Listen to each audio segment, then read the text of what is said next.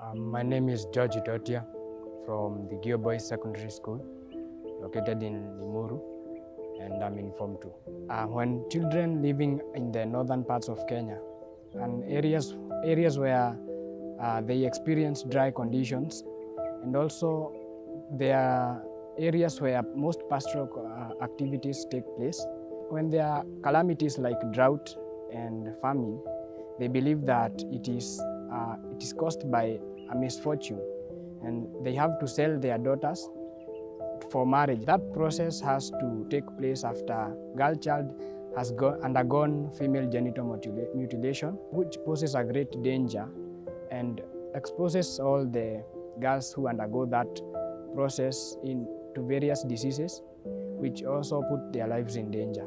From my perspective, I say that the children get affected by the climate change because also when there is lack of water, the children have to travel for long distances in search of water, and also lack of food because there is no produce coming from the farms.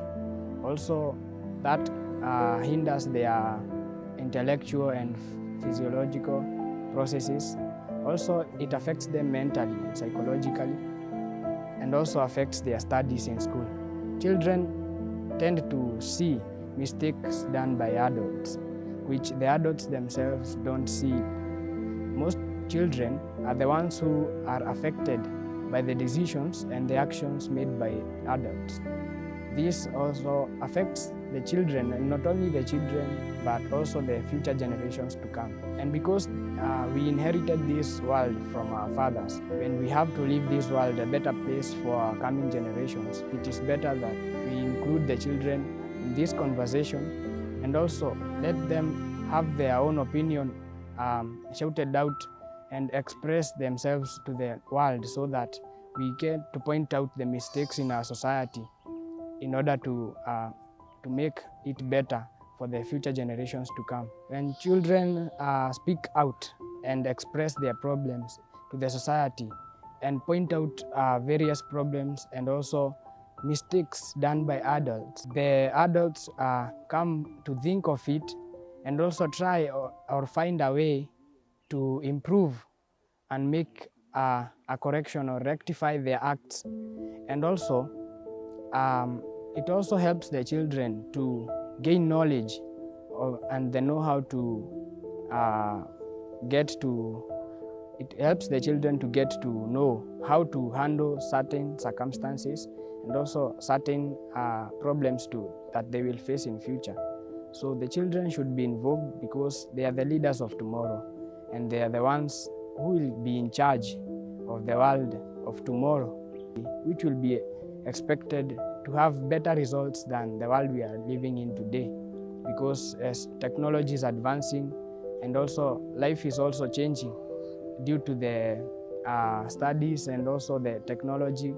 So I think that the children should be involved because after the parents, the new generation that is coming up is the one to be depended on, so that the future generations will have a prosperous and harmonious life. Trees are important and they play an important role in our lives. They are a great source of wood, which has been used as a fuel for long. When you look at it at a commercial perspective, you find that they provide wood and timber, which are used in the construction of houses. And when you look at it at a spiritual and personal view, you'll see that the trees, due to their beauty and their long lifespan and also their regal stature, they provide a monumental-like picture and bring that beauty and relaxing feeling to a human being.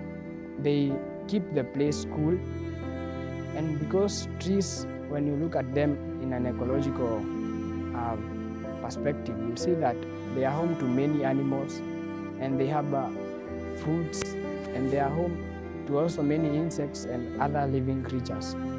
So I think that this summit is mainly to inspire young men and women out there in the world to encourage growing of trees in order to make this place a more greener environment which has life in it, and bring back life to those places where trees were cut down and underwent desertification, so that even people in northern parts of Kenya may have a better life and may stop facing those natural calamities like drought for long periods, and also that we may increase food production in our country.